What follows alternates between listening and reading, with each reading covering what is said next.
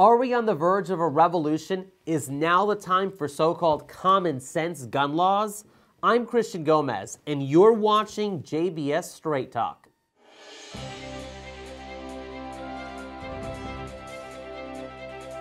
This week, Time magazine released its latest issue featuring the anti-Second Amendment survivors of the school shooting in Parkland, Florida. This group of adolescents have become the darling of the liberal media and their student leader, David Hoggs, as the poster child and face of the anti-gun movement. Their March for Our Lives rally was held in D.C. over the past weekend. The media has been building this up as a supposedly student-led movement, but numerous conservative outlets have exposed this as an astroturf movement organized and supported by the radical left and globalist billionaires. Speaking of the radical left, Planned Parenthood has come out in support of the March for Our Lives rally, even though Planned Parenthood is responsible for the murder of 50 million babies since 1973. Let that one sink in for a moment. At the rally, David Hogg delivered a speech in which he called the student-led anti-gun movement a revolution. So what kind of revolution was he talking about? Perhaps his fellow student, Emma Gonzalez, best answered that question by the green military-style jacket she wore that sported a patch of the Cuban flag.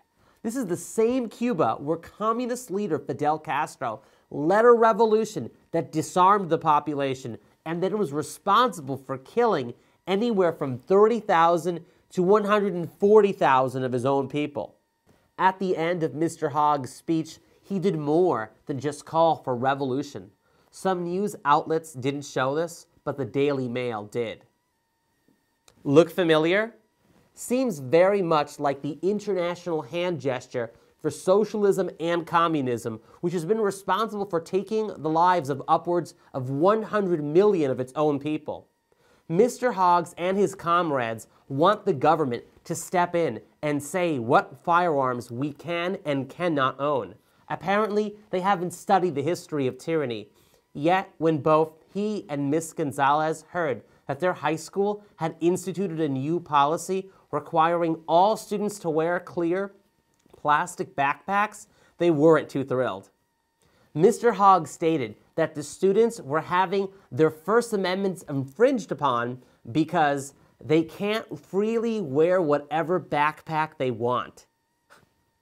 Does he think that the First Amendment states the right of the students to keep and wear any backpacks shall not be infringed? In fact, the First Amendment says nothing about backpacks, or privacy for that matter. Rather, it's about free speech and religious liberty. In a profanity-laced interview, Mr. Hogg was exposed as someone who hasn't learned the Ten Commandments nor the difference between a republic and a democracy.